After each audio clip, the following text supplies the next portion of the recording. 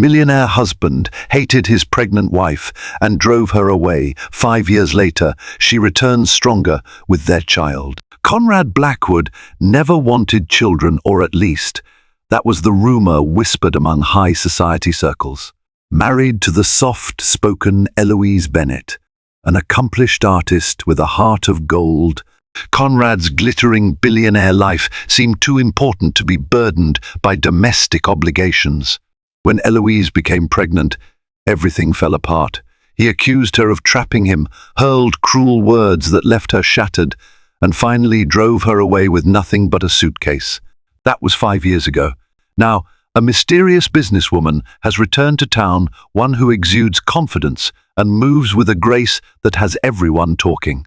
By her side stands a bright-eyed child who calls her Mama, and the father, Conrad Blackwood. To the outside world, Conrad Blackwood personified success. Born into a modest family in North Carolina, he clawed his way to the top through unwavering ambition and a flair for risk-taking. By his early 30s, he was known as a financial prodigy who could transform even the most precarious startup into a thriving empire. Wealth followed, then power, and finally the adoration of a public fascinated by self-made millionaires. At a charity gala in Manhattan, Conrad encountered Eloise Bennett. She stood apart from the chatter of socialites, wearing a deep blue gown that accentuated her calm beauty. Instead of pandering for investment tips, she asked about his philanthropic passions. He found her refreshing a break from the usual crowd of sycophants. In the swirl of that star-studded night, they shared quiet laughter and discovered an unexpected compatibility. She was an artist who adored music and painting. He was a businessman enthralled by visionaries. Soon, headlines declared them the new power couple merging art and commerce. The wedding was a spectacle, an opulent ceremony at the Blackwood estate, with luminaries like Andrew Friedman of Friedman and Friedman Associates and Helena Wentworth, an influential society figure, filling the pews. The press lauded them as an inspiration, calling Eloise a modern muse for Conrad's unstoppable drive. Their honeymoon was spent yachting off the French Riviera, sipping champagne and whispering about the future. Yet beneath the shimmer of their union lay a fragile foundation. Conrad's empire demanded relentless travel. He hopped between New York, London, and Hong Kong. While he closed deals in high-rise boardrooms, Eloise created vibrant canvases in an empty mansion. She tried to adapt to his whirlwind lifestyle, accompanying him on a few business trips, but he seemed perpetually distracted. Their once deep conversations dwindled to brief phone calls, overshadowed by Conrad's urgent obligations. Loneliness settled into Eloise's heart. She missed the days of their courtship, when Conrad would hold her hand during museum visits and discuss his dreams late into the night. Now he returned from overseas exhausted and preoccupied, if he returned at all. The staff at the Blackwood estate greeted her kindly, but she realized she was just another ornament in a realm dedicated to growing fortunes and forging alliances. Then she discovered she was pregnant. Tentative excitement blossomed within her. Surely this news would bring them closer. She imagined Conrad's face lighting up with fatherly pride. But when she finally told him, in what was supposed to be a tender, private moment, his reaction was anything but joyous. He accused her of wanting to derail his ambitions, of trapping him into domestic obligations he never signed up for. His words stung worse than any physical blow. Eloise's attempts to calm him were met with icy disdain. The man who had once professed boundless love now looked at her with resentment. In one harrowing argument, he demanded she leave if she refused to terminate the pregnancy. Fearful and heartbroken, she packed her belongings and left the estate, tears blurring her final glimpse of the opulent foyer. No one knew how quickly a love story could curdle into a tragedy, yet for Eloise, that was the day her world was ripped away. And for Conrad, it was merely an inconvenient snag in his unstoppable climb to greater power and influence. Eloise found herself standing outside the Blackwood estate with just 2 suitcases, trembling from the confrontation that had unraveled everything she thought she knew. She clutched the edge of her coat, trying to steady her breaths. Rain started to fall, mingling with the tears on her cheeks. In her mind's eye, she still saw Conrad's face contorted with anger, his words echoing, "You never asked if I wanted a child." A nearby taxi driver, sensing her distress, offered to help load her luggage. She slid into the back seat, numb. "Where to?" he asked, but Eloise had no immediate answer. Her family lived across the country in Seattle, and traveling there felt like admitting complete defeat. In a shaky voice, she instructed the driver to head to the nearest upscale hotel. She wanted a quiet room where she could think. That night, Eloise stared at the stark white walls of her suite, her mind whirling with questions. She tried calling Conrad once more, hoping he might calm down, but his phone went straight to voicemail. The next morning, she found her bank account still intact. Conrad had not blocked her access. Perhaps it was an oversight, or perhaps he considered it hush money. Either way, Eloise decided she couldn't remain in Manhattan, surrounded by the reminders of her humiliation. She slipped out of the city, relocating to a small coastal town in Maine she had visited once during a summer art retreat. It felt remote, a perfect place to hide from paparazzi, or the high society gossip that might erupt if anyone realized she was pregnant. She rented a modest cottage near the water. Despite her heartbreak, Eloise resolved not to let despair define her next steps. She was carrying a life inside her, an innocent child who deserved a mother's love. At first, she struggled to adapt. She had no close friends in this quiet Maine town, and her belly swelled as weeks passed. She worried about paying for a baby's expenses, despite having some savings. Yet, as her pregnancy advanced, Eloise discovered a resilience she never knew she possessed. She sold a few of her paintings online, using her maiden name to avoid attention. Gradually, her vibrant art found a small but appreciative audience, enough to keep her afloat financially. Her loneliness was eased by a kind neighbor, Pauline Withers, an elderly widow who offered warm meals and gentle conversation. Pauline noticed Eloise's blossoming pregnancy and, with a maternal warmth, insisted on accompanying her to doctor appointments. Over herbal teas in Pauline's cozy kitchen, Eloise found a listening ear. Slowly, she shared the barest details that her marriage ended when her husband rejected the baby. Pauline never pressed for more. "You're stronger than you think," she said, patting Eloise's hand. "Life can be harsh, but sometimes heartbreak molds us into who we're meant to be." Eloise wasn't sure she believed that yet, but she clung to the hope that this child, her child, would be worth every tear she had shed. Months later, she went into labor on a crisp autumn morning. With Pauline's help, she delivered a baby girl in a nearby hospital. The doctors marveled at Eloise's calm determination, and when they placed the tiny infant in her arms, she felt a surge of fierce love. Amelia Bennett, she named her daughter, giving her Eloise's maiden name, no reference to the father who had cast them aside. In that moment, Eloise vowed to protect Amelia with every fiber of her being. Conrad Blackwood might have turned away, but Eloise would forge a future on her own terms, no matter how solitary or demanding it proved to be. Eloise's first year as a single mother tested her in ways she'd never experienced. Amelia needed constant care, and Eloise juggled the exhaustion of nighttime feedings with the struggle to earn a living. Sleep was scarce, and the demands of motherhood left her little time to dwell on Conrad's betrayal. In the quiet moments, however, the past would gnaw at her. She wondered if Conrad ever thought about the life he had rejected. But Amelia's bright eyes and tiny laughter acted as an anchor.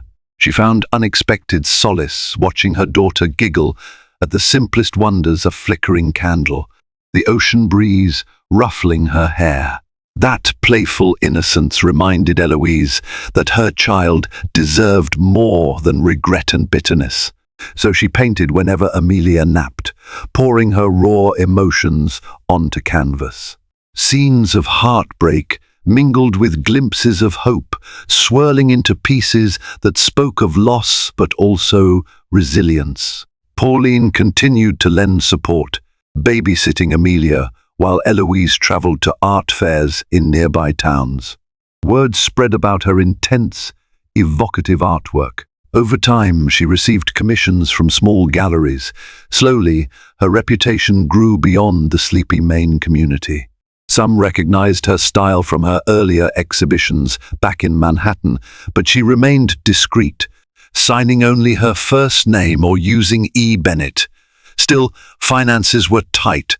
Eloise resisted using more of Conrad's money than necessary. It felt tainted. She paid the bills with her painting income and a meager portion of the joint account, determined not to rely on his fortune. When Amelia turned 2, Eloise realized their small cottage was no longer big enough for her expanding studio. She began searching for better opportunities to showcase her art. A turning point came when an influential Boston gallery owner, Martin Rothschild, stumbled upon Eloise's work during a charity auction in Maine. Struck by the raw passion in her paintings, he offered her a spot in his upcoming gallery exhibition, a leap forward for any emerging artist. Nervous yet excited, Eloise accepted. The exhibition was a resounding success. Critics praised her distinctive blend of color and emotion, labeling her pieces stirring reflections of the human spirit. Martin, delighted by the response, introduced her to well-heeled clients who commissioned private works. Soon, Eloise's income soared beyond what she once dreamed possible. She no longer had to weigh every grocery purchase against her painting supplies. Throughout this whirlwind, Amelia thrived. The child, with her curly dark hair, had Eloise's gentle nature and an uncanny spark in her eyes that sometimes reminded Eloise of Conrad. Each time that flicker appeared, Eloise felt a pang, part sorrow, part acceptance, that Amelia had a father out there who had never met her. But she pushed that pain aside, focusing on building a stable life for her daughter. Within a few short years, Eloise emerged as a rising star in the New England art scene. She managed to buy a small home closer to Boston, complete with a sunlit studio, a perfect environment to nurture Amelia and her creative pursuits. Living under her maiden name, Eloise Bennett, gave her the freedom to craft a new identity far from the superficial society dinners where she once held Conrad's arm. But she knew deep down that her past with Conrad remained a dormant secret. A confrontation still loomed, and it seemed only a matter of time before fate or circumstance would draw them back into each other's orbit, especially now that Eloise was no longer the vulnerable figure he had dismissed. In the 5 years since Eloise disappeared, Conrad Blackwood soared to new financial heights. He orchestrated 2 colossal mergers and ventured into real estate developments in Asia. Media outlets hailed him as a visionary. He graced the covers of business magazines and commanded speaking engagements on entrepreneurship. Whenever a journalist asked about his personal life, he dodged with polished ease. Rumors swirled that his wife had left him, but no confirmed details surfaced. His corporate machine functioned too seamlessly to let scandal overshadow his successes. Yet behind the veneer of triumph, Conrad experienced moments of inexplicable emptiness. Late at night, in his penthouse overlooking Manhattan, he sometimes paused at the window, swirling a glass of whiskey, remembering fleeting flashes of Eloise, the softness of her voice, the warmth of her smile. He had never publicly acknowledged her departure. He told close associates they had grown apart and left it at that. Only a few high society insiders gossiped about Eloise's sudden disappearance, but with no official statement, the whispers faded. Conrad often rationalized that Eloise's pregnancy was a betrayal, a sabotage to his grand ambitions. He still harbored resentment, believing she'd intentionally withheld birth control or manipulated him. The idea of fatherhood, with its obligations and unpredictability, clashed with his rigid worldview. Yet, as years passed, seeds of doubt planted themselves in his mind. In quiet moments, a voice asked, "What if you made the wrong choice?" He rarely allowed that thought to linger. Instead, he busied himself with expansions and philanthropic endeavors. He became a patron of prestigious art galas, ironically sponsoring multiple up-and-coming artists in memory of Eloise's passion. Some nights, as he mingled at these events, a pang of longing hit him. He'd think he spotted her in the crowd. But every time, it was a stranger. The ache of regret never fully dissipated. Despite his outward success, Conrad's personal life remained barren. He dabbled in superficial relationships, model girlfriends, the occasional actress, but none lasted more than a few months. He refused to share his penthouse or his heart, guarding himself against any threat to his routine. Even his parents, once proud of his achievements, noticed a guarded edge in him. When they gently asked about grandchildren or a stable family life, he dismissed the topic. One evening, Andrew Friedman, Conrad's longtime mentor and a veteran investor, summoned him to dinner. Over an expensive bottle of red wine, Friedman expressed concern that Conrad was hitting a personal plateau. "Men like us, we thrive on success," Friedman mused, "but we also need meaning beyond the deals." Conrad bristled. He didn't appreciate Friedman's insinuation that something was amiss. He had wealth, influence, why wouldn't he be content? Still, Friedman's words stuck with him. Walking back to his car, Conrad spotted a mother cradling a toddler, the child's laughter echoing against skyscrapers. A pang tightened his chest. In that fleeting moment, he wondered if his child had grown somewhere far away. Living a life without him, he dismissed the notion as sentimentality. "Eloise had her way, I had mine," he told himself, determined not to let past shadows derail his unstoppable momentum. But destinies often intersect again, especially when one forcibly tries to seal the past behind locked doors. For Conrad, the day of reckoning was drawing near, far closer than he could suspect. On a sunny afternoon in Boston, Eloise Bennett was finalizing the details for a collaborative art exhibit curated by Martin Rothschild's gallery. The show promised to be her most significant exposure, yet local press teased it as a must-see for art connoisseurs. At the same time, she had just received an invitation from a philanthropic organization called the Hannah Frost Foundation, seeking to purchase several paintings for their upcoming fundraiser. The foundation specialized in supporting women's shelters and programs. Eloise admired their work deeply. Amelia, now a spirited 5-year-old, bounded around Eloise's home studio, fascinated by paintbrushes and canvases. She was a bright child, quick to learn and unstoppable in her curiosity. Eloise, busy packing finished pieces for shipping, paused to watch her daughter swirl. Safe, washable paint on a small easel. The joy in Amelia's eyes mirrored the happiness Eloise once knew with Conrad before everything shattered. That day, Eloise's phone buzzed with an unknown Manhattan number. Confusion flickered across her face as she answered. The caller introduced herself as Christine Holden, Assistant Director of the Hannah Frost Foundation. Christine explained that the foundation's primary sponsor was a high-profile billionaire who had offered to host a lavish charity gala in Manhattan. Part of the event would feature an auction of curated artworks, including Eloise's. Eloise hesitated. Traveling to Manhattan risked crossing paths with her old life. But Christine's excitement was contagious. "Your style resonates with our mission," she said. "We want your presence to highlight the artists behind these works. The gala was just a month away. Could Eloise stand to re-enter Conrad's city with Amelia in tow?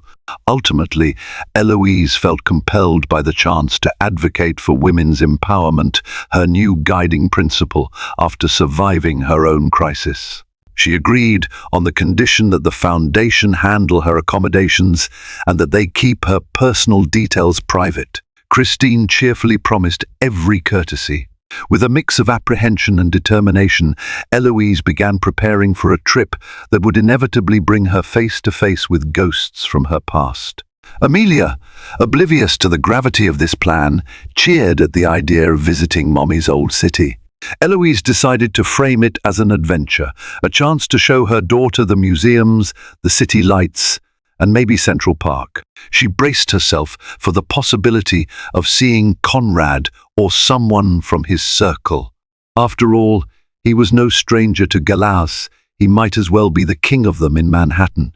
But she reminded herself she was no longer that timid wife. Now she was an established artist, a mother and a survivor.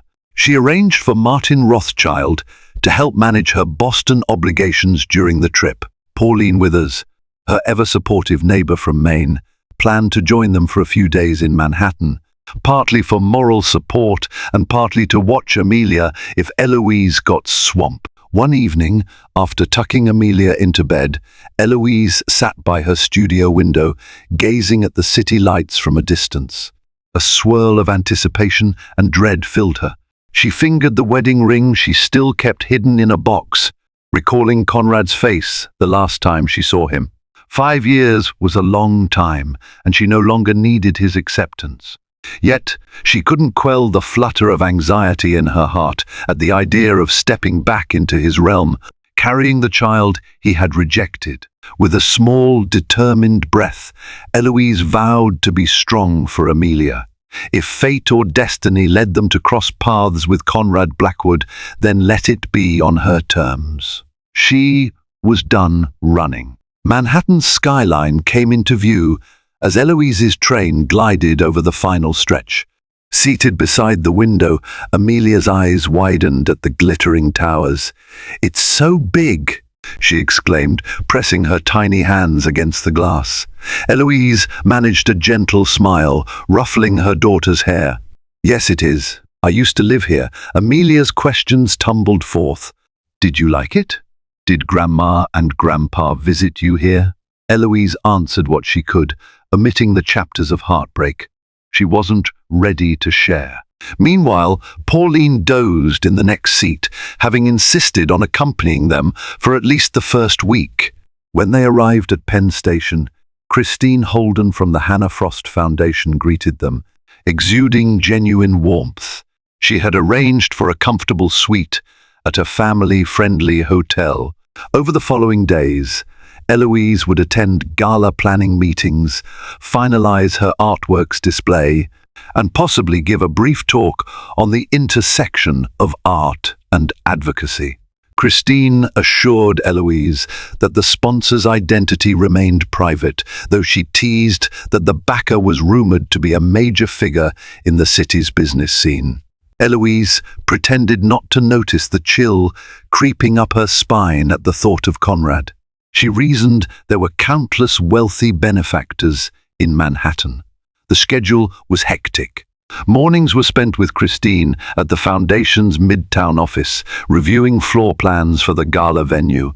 Afternoons found Eloise guiding Amelia through the city's wonders, Times Square's neon chaos, a ferry ride past the Statue of Liberty, a stroll through the Metropolitan Museum of Art. Each time Amelia giggled in delight, Eloise felt her nerves ease, even as a sense of watchfulness lingered. Pauline took Amelia to Central Park one afternoon, so Eloise could rehearse her short speech with Christine. Standing in a chic boardroom, Eloise tested the microphone, feeling uncharacteristically nervous. This moment was not only about her art, it was about proving to herself that she could be in Manhattan, speaking publicly without cowering under the weight of her past. During a break, Christine took a call in the corridor. Eloise fiddled with her note cards, only half listening to the muffled conversation. Then Christine returned with an apologetic smile. "Small scheduling shift," she explained. "Our sponsor wants a private preview of the artworks tomorrow evening at the gala venue. He specifically asked if you'd be available." Eloise frowned. "Is that common, for a sponsor to do a private preview?" Christine nodded. "He's known for wanting personal insight from the artists before the main event. Usually, it's harmless, a quick walkthrough, some conversation. It helps him prepare remarks or align with the cause." "He's quite thorough." Apprehension churned in Eloise's stomach. Something about a secretive, powerful sponsor requesting a private meeting felt ominously familiar. But she also realized she couldn't refuse. This sponsor could help raise substantial funds for the foundation. And to back out now risked damaging her hard-earned professional standing. She forced a smile. "Sure, just let me know the time and place. I'll be there." That night, after tucking Amelia in at the hotel, Eloise paced the suite's living room.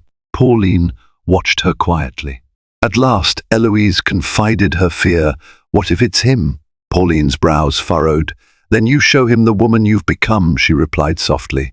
"You have nothing to prove, except that you survived and you've thrived." Eloise nodded, holding back tears.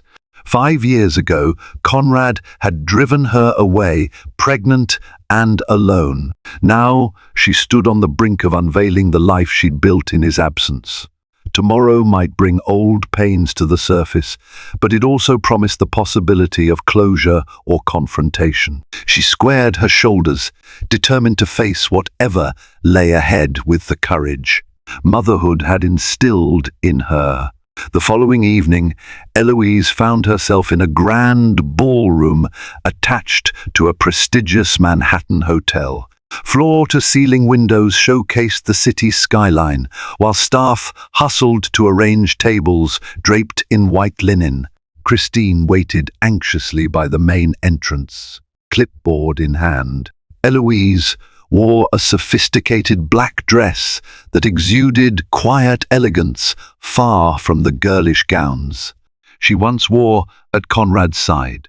Her heart thumped as she skimmed over the curated artworks, double-checking their arrangement. Soft lighting cast warm glows on her pieces, each painting a testament to her journey, storms of color giving way to serene horizons. Christine brushed her arm gently. He should arrive any minute. Eloise inhaled, bracing herself. She clenched her fists briefly, then forced them to relax. "Whatever happens, I am stronger now." A cluster of bodyguards entered first, scanning the ballroom. Then, from behind them, stepped Conrad Blackwood. He was every bit the imposing figure. She remembered tall, with crisp, expensive tailoring, hair neatly combed back. Yet there was a slight weariness around his eyes she hadn't seen before. His gaze swept the room before settling on Eloise. Instant recognition lit his face, followed by a jolt of shock that froze him in place. Time seemed to slow. Christine, oblivious to their history, beamed. "Mr. Blackwood, this is Miss Eloise Bennett, our featured artist. She'll guide you through her works." Christine paused as she noticed Conrad's reaction. He stood there, eyes wide, mouth parted, as though struggling for air. Eloise managed to keep her composure, though her pulse thundered in her ears. She inclined her head politely. "Mr. Blackwood." For a tense moment, neither spoke. Christine glanced between them, puzzled. Then Conrad cleared his throat, forcing a tight smile. "Miss Bennett," he said, voice hoarse. "I've been looking forward to seeing your collection." Christine, still sensing friction, hastily excused herself to oversee final preparations, leaving the two face to face. Eloise led him among the paintings, describing each piece with professional poise. She highlighted her technique, the emotional subtext, yet never revealed the personal story behind them. All the while, Conrad's gaze kept flicking from the artwork to her. Each syllable of her measured explanation seemed to rattle him further. Finally, they arrived at a piece called Rising Dawn, which depicted a lone figure cradling a child against a stark horizon. The swirling colors in the background suggested adversity giving way to hope. Eloise's heart clenched. She tried not to let her voice waver as she said, "This one captures a turning point in my life." Conrad stared at the painting for a long moment. He ran a hand over his jaw, betraying the tremor in his fingers. "You," he began, then faltered. "Eloise, I heard rumors you left the city. You were pregnant." She swallowed, mustering calm. "Yes, you made it clear you didn't want a child. So I left."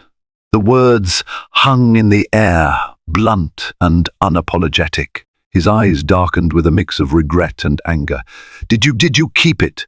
he fumbled, evidently uncertain whether their child was alive or had been given up for adoption.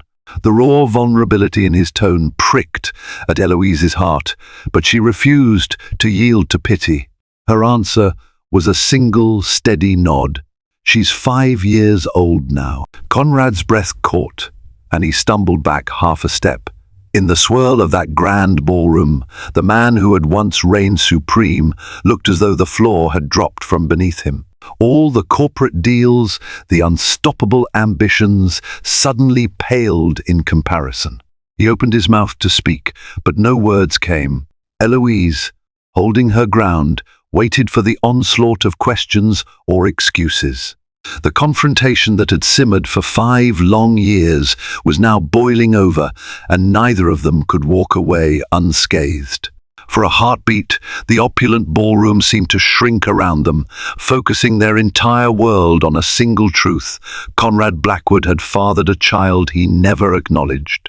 Eloise could see the tangle of emotions on his face: confusion, regret, fear. Memories of that fateful night in the Blackwood estate corridor when he hurled accusations at her flickered through her mind. 5 years of pain threatened to drown her anew, but she anchored herself in the knowledge of her own resilience. Conrad finally found his voice, though it came out uneven. "She, our daughter, how is she? Does she know about me?" His gaze darted across Eloise's features, searching for answers. "Her name is Amelia," Eloise replied calmly, though her throat felt tight.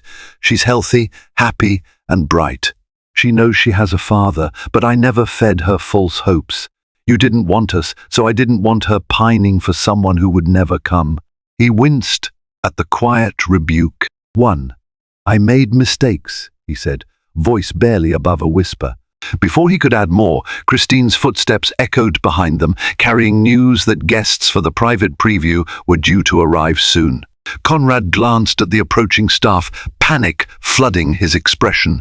He leaned toward Eloise, voice urgent. "Please, can we speak in private later?" Eloise hesitated, her anger battling a flicker of compassion. She saw how undone he looked, a far cry from the arrogant businessman who dismissed her pregnancy as an inconvenience. Against her better judgment, she gave a single nod. "After the preview, we'll talk." The staff ushered in select patrons, a swirl of philanthropic elites who had donated generously to the foundation. Conrad, forced to resume his sponsor persona, stood with practiced poise, greeting acquaintances. Eloise fielded questions about her paintings, though her mind churned with the revelation that Conrad was the unseen benefactor behind this event. As the evening wore on, Conrad never strayed far from Eloise's vicinity. Their gazes occasionally locked across the room, each time stirring uneasy electricity in her chest. She spoke with donors about the meaning behind her work, careful not to let personal details slip. Her paintings had always been an expression of her journey, but she realized that tonight, more than any other, she had to protect her boundaries. By the time the last patron left, Eloise's head throbbed from polite conversation. Christine apologized for the long night, scheduling final instructions for the official gala the following week. Conrad lingered, presumably waiting for Eloise. She felt torn between wanting to flee and needing closure. They found a quiet corridor near the ballroom's exit, empty but for a dim light overhead. Conrad asked softly, "Where are you staying?" I'd like to see Amelia. His voice trembled on the last word, as if he had just begun to grasp the gravity of fatherhood. Eloise's protective instincts flared. You don't get to swoop in because of some moral epiphany. You told me to leave when I was pregnant, remember? You made me feel worthless, like a burden. Her eyes glistened with tears she refused to let fall. Amelia deserves stability, not half measures. I need to be sure you won't hurt her the way you hurt me. Conrad's face twisted with remorse. He raked a hand through his hair. I was terrified. I'd convinced myself having a child would ruin everything I'd built. It was selfish, short-sighted. But I can't fix the past. I can only try to be part of her life now. They stared at each other, the corridor's silence echoing with the unspoken years. Finally, Eloise relented slightly. We're at the Gardenia Suites Hotel. She's with a friend, Pauline. If you want to talk about this, meet me at the cafe next door tomorrow morning, 9 o'clock. We'll discuss if or how you can see Amelia. Thank you, Conrad whispered. He stepped forward, as if he wanted to embrace her, but Eloise stepped back. Then she turned and walked away, her heart a riot of conflicting emotions. Behind her, Conrad remained rooted in the corridor, watching her recede like a figure slipping through the cracks of time. They both knew the easy illusions of the past had shattered. What remained was raw accountability and a 5-year-old child. They each loved in vastly different ways. Morning light filtered through the windows of La Vie en Rose, the small cafe adjacent to the Gardenia Suites. Eloise arrived just before 9, ordering a latte and finding a secluded table near the back. The hush of the place, broken by soft French music, helped steady her nerves. She had left Amelia in Pauline's care at the hotel, explaining she needed a meeting with someone from her past. At 9:05, Conrad slipped through the cafe's entrance, scanning the room until he spotted Eloise. He approached with cautious steps, wearing a neatly pressed suit that seemed out of place in the relaxed setting. She motioned for him to sit. For a moment, neither spoke. Eloise sipped her latte, ignoring the swirl of emotions behind her calm expression. Conrad broke the silence. "Thank you for meeting me," she responded with a slight nod. "I'll get to the point, Conrad. Amelia is my priority. I won't allow anything or anyone that threatens her well-being." He swallowed hard. "I understand." His hands fidgeted with a sugar packet on the table. "I want to be in her life. I know I don't deserve an easy path to that, but I'm asking you to let me try." Eloise examined him, searching for sincerity. "Why now? Because you recognized me at the gala? Because you can't handle the guilt of discovering you actually have a child?" His jaw tightened. "It's not just guilt. I've had regrets for a long time." She raised an eyebrow, and he quickly clarified, "I'm not excusing my past behavior. I was cruel and selfish. I told myself a child would derail my ambitions and that your pregnancy was a betrayal. I see now how warped that was." He reached into his jacket pocket, pulling out a tiny photo. "This might seem strange, but I've kept this for years." Eloise recognized it. A snapshot from their honeymoon, her arms looped around his neck, both smiling at the camera in candid bliss. She felt her throat constrict, remembering how happy she was back then before everything darkened. "I look at it sometimes," he continued, voice rough with unspoken emotion, "wondering if we could have built a real family if I hadn't pushed you away." Eloise stared at the photo, a swirl of old heartbreak threatening to surface. She steadied herself, reminding herself how far she had come. "If you truly want a relationship with Amelia, you'll have to prove yourself. That means consistent effort. You don't get to waltz in and out of her life. She's a child, not a business acquisition." Conrad nodded, eyes downcast. "I'll do whatever it takes. I've already assigned more responsibilities at my firm to my executive team. Friedman and Friedman can run without me, overshadowing everything. I want to be present for her." Eloise tapped her fingers on the table. "We start slowly. supervised visits in public places. You'll meet her as a family friend for now.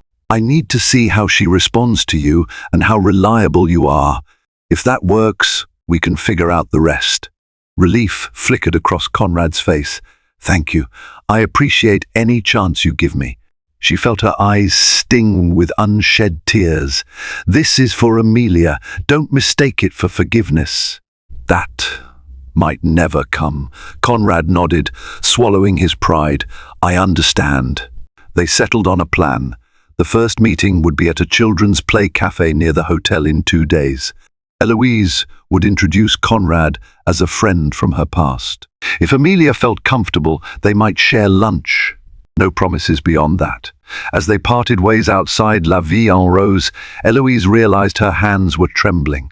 Conrad remained on the sidewalk, watching her go with a haunted expression. She remembered a time when such a look would have melted her heart. But now all that mattered was Amelia's happiness. For better or worse, they had begun a tentative new chapter, one that could either heal old wounds or rip them further apart. The next 48 hours passed in a blur of nerves. Eloise was torn between dread and a flicker of cautious optimism. Pauline offered steady reassurance, reminding her that controlling the pace of each meeting could ensure Amelia's emotional safety. Amelia, meanwhile, was delighted when her mother mentioned a special friend would join them at a children's cafe for games and lunch. The child didn't suspect the magnitude of this encounter. Finally, the day arrived. The cozy castle, a themed play cafe, was bustling with families. Bright murals and laughter reverberated through the space. Eloise guided Amelia past a cluster of kids building towers with foam blocks. Pauline followed at a short distance, ready to step in if needed. Conrad waited near a corner table, fidgeting with a toy princess crown an employee had jokingly handed him. He glanced up, spotting Eloise and Amelia across the cafe. She could see the tension in his posture. "Stay calm," she told herself, forcing a polite smile. "Amelia," she said gently, stopping a few steps away, "this is Mr. Conrad. He's an old friend of Mummy's." Conrad's eyes flickered with longing at the introduction, but he composed himself. "Hi, Mr. Conrad," Amelia chirped, studying him curiously. "Do you like princess crowns?" She eyed the plastic tiara in his hand. A ghost of a smile curved his lips. "I'm more of a business suit guy, but for today, sure." She giggled, stepping forward to place the crown on his head. Conrad bent down awkwardly, letting her adjust it. "You look like a king," Amelia declared. Eloise felt her chest tighten at how naturally Amelia accepted him. If only she knew, Eloise thought. They found a table in the children's section, ordering kid-friendly snacks. While Amelia devoured apple slices and peanut butter sandwiches, Conrad asked about her favorite colors, games, and what she liked to draw. She chatted freely about her paintings with Mommy, her stuffed bunny named Buttons, and her new best friend back home. Conrad listened intently, nodding and occasionally exchanging glances with Eloise. At one point, a staff member announced a group story time. Amelia's eyes lit up, and she dashed off to join the circle of children. Conrad watched her with quiet awe. He leaned closer to Eloise. "She's incredible," he murmured. "Thank you for raising her." Eloise's heart clenched. "She's her own little person. I just gave her a safe place." She tried to keep her tone neutral, but emotion lingered beneath the surface. When storytime ended, Amelia returned with a paper crown she had decorated. She plopped down beside Conrad, insisting he compare it to the plastic one on his head. Laughing softly, he swapped them. "Yours is nicer," he said, voice gentle. Eloise observed the scene with a mixture of relief and heartbreak. Conrad was making an effort. He didn't push too hard or try to claim fatherly authority. He simply engaged with Amelia, as though trying to soak up every moment. For her part, Amelia seemed to accept him with the open-hearted innocence only a child can possess. After an hour, Eloise decided it was enough for one day. They prepared to leave, and Amelia asked if Mr. Conrad would see them again. Conrad looked to Eloise, silently asking permission. She nodded, but quietly reminded him, "We take this one step at a time." He crouched beside Amelia, giving her a small wave. "I'd love to see you again, if your mom says it's okay." Amelia beamed. They parted ways with no grand gestures, just a short hug from Amelia, who declared him fun. Outside, Pauline offered a discreet thumbs up, while Eloise breathed a shaky exhale. Conrad stood by the door, the plastic crown still in hand, watching them go. Though only a single meeting, it felt monumental, a father glimpsing the child who, until now, existed only in the margins of his regrets. As Eloise led Amelia away, she wondered if letting Conrad in might heal more than just a father-daughter rift. Perhaps it could finally bring Eloise some measure of peace. The days following that first meeting were an emotional roller coaster.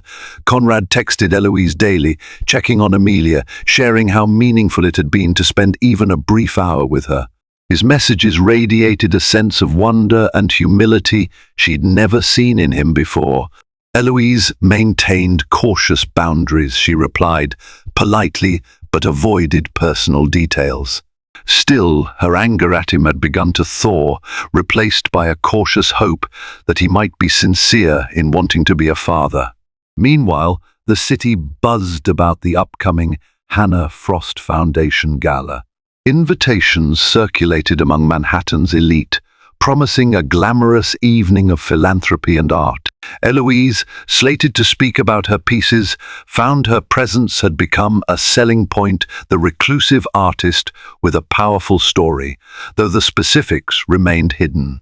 She tried to focus on that professional milestone, even as her personal life loomed larger each day. One afternoon, Conrad invited Eloise to lunch without Amelia, suggesting they discuss how to handle future visits. She agreed, on the condition they meet in a public place again. They chose an upscale bistro near Central Park. Eloise arrived to find Conrad already seated, tapping his phone nervously. He rose, pulling out her chair. "Thank you for coming." She settled in, scanning the menu. "Let's talk about Amelia. She's enjoyed her time with you, but we need to build trust." Conrad nodded earnestly. "I want to do things right. I'm prepared to set aside time every week Saturdays, if that works just for her. Maybe we explore the city together. Museums, parks, maybe a kiddie show if she's interested." Eloise watched him carefully, assessing if his newfound enthusiasm would hold under pressure. "She loves museums and music, but please remember, if you promise something, you have to follow through." He looked her straight in the eye. "I will, Eloise, I won't repeat my mistakes." For a moment, their gazes locked, and she saw the regret he'd carried for 5 years.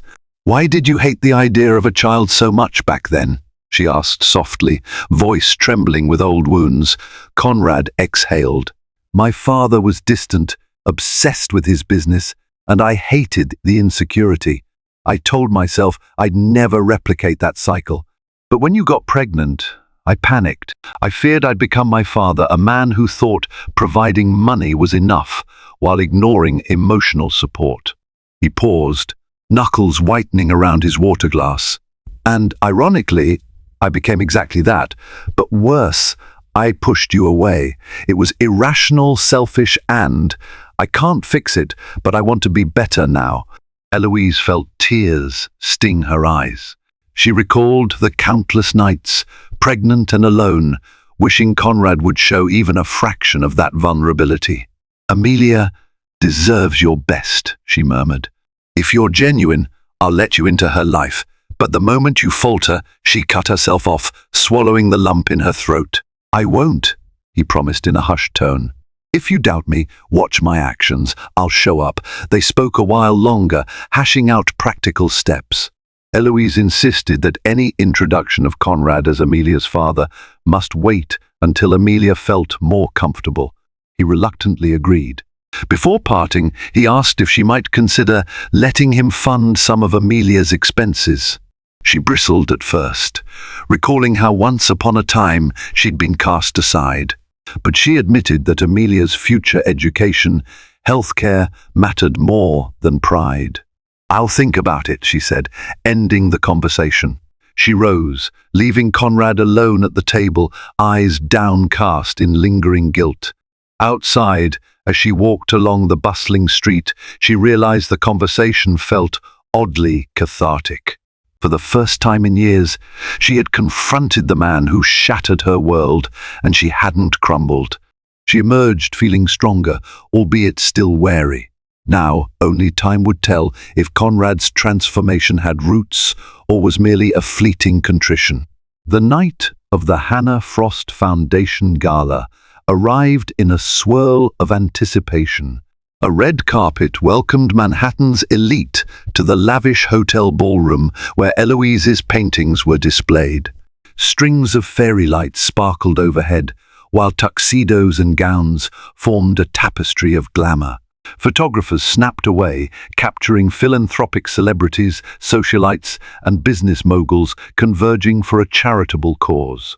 Eloise stood near her art exhibit, heart pounding under her elegant emerald dress. She wore her hair pinned in a loose chignon, exuding the confident aura of a woman who had forged her own path. This was her moment to shine as an artist, but also a silent showdown with the past.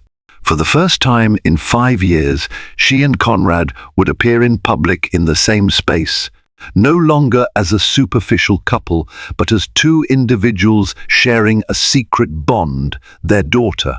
Pauline had taken Amelia back to the hotel suite, knowing the gala was too adult for a 5-year-old.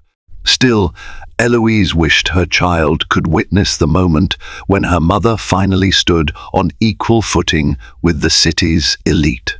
Christine Holden spotted Eloise, rushing over. "We have a full house. Your pieces are garnering huge interest, and Mr. Blackwood will be introducing you before your speech." A flicker of tension ran through Eloise, so Conrad would publicly vouch for her artistry. The concept felt surreal, yet she inhaled, reminding herself she'd earned this spotlight. Minutes later, Conrad took the stage, looking poised in a tailored midnight blue tuxedo. The crowd hushed, respectful of his status. He delivered a short speech praising the Hannah Frost Foundation's mission to empower women and children. Then he segued into the art segment. "Tonight, we are privileged to present works from a remarkable artist whose pieces embody resilience and hope," he declared, voice steady but tinted with emotion. "Miss Eloise Bennett, please join us." Applause greeted Eloise as she approached the stage. She glanced at Conrad, saw the pride in his eyes, tinged with an unspoken apology. Turning to the microphone, Eloise steadied her breath, addressing the room in clear, measured tones. She spoke of how her paintings captured journeys from despair to renewal, how each brushstroke told a story of confronting life's harshest lessons, yet refusing to be defined by them. Though she never explicitly mentioned her personal saga, the subtext was palpable. She concluded with gratitude for the Foundation's work supporting women who had faced abuse or abandonment, offering them safe spaces and resources to reclaim their futures. A standing ovation followed. Cameras flashed, capturing her poised form. As Eloise descended from the stage, Conrad quietly extended a hand. She hesitated, then placed her fingertips in his, letting him guide her off the platform. A hush fell over them amid the crowd. "Your speech was beautiful," he murmured. "I'm honored to have supported this cause." She withdrew her hand gently. "Thank you," she replied, subdued. "You did well too." The auction commenced, raising substantial donations. Several of Eloise's paintings sparked competitive bidding, culminating in a record sale that left her both astonished and grateful. Friedman and Friedman Associates milled about, congratulating Conrad on a successful event. Meanwhile, Eloise navigated congratulatory remarks from donors, her cheeks flushed with a mix of excitement and lingering caution. When the night wound down, Eloise found a moment alone on a terrace overlooking the city lights. Conrad soon joined her, a slight tremor in his posture. "I wanted to say goodbye before I leave," he said softly, "and ask if I could see Amelia tomorrow. I was thinking we could visit the Children's Museum before you head back to Boston." Eloise gazed at him, memories of heartbreak dancing in her mind's eye, yet she also remembered how Amelia glowed after their first meeting. "Yes," she said quietly, "let's do that. We'll take it step by step." Conrad's eyes shone with gratitude. "Thank you, Eloise." For a moment, the city's hum embraced them in silent reflection. Two people who had once been husband and wife, torn apart by fear and betrayal, now stood on the precipice of forging a new bond, tentative, fragile, but real. In the background, the hum of applause continued, the world seeing them merely as philanthropic allies. Only they knew the deeper tapestry of father, mother, and child that might finally weave them toward a different tomorrow. Life's harshest storms sometimes pave the way for unexpected rebirth. Eloise, once driven away by Conrad's cruel rejection, found her strength in motherhood and art, forging a new identity far from his toxic shadow. Conrad, blinded by ambition and haunted by regret, discovered that no empire, no fortune, could fill the void left by the child he refused to acknowledge. Their reunion in Manhattan, first through a collision at a charity gala, then through cautious visits with Amelia, showcases the power of second chances and the healing that can blossom even after profound betrayal. If this emotional journey resonates with you, if you felt Eloise's courage and Conrad's path to redemption, please like, share, and subscribe to our channel. Your support helps us bring more stories of resilience, heartbreak, and the triumph of love, reminding us all that, even in life's darkest chapters, hope and new beginnings can emerge if we dare to face our past.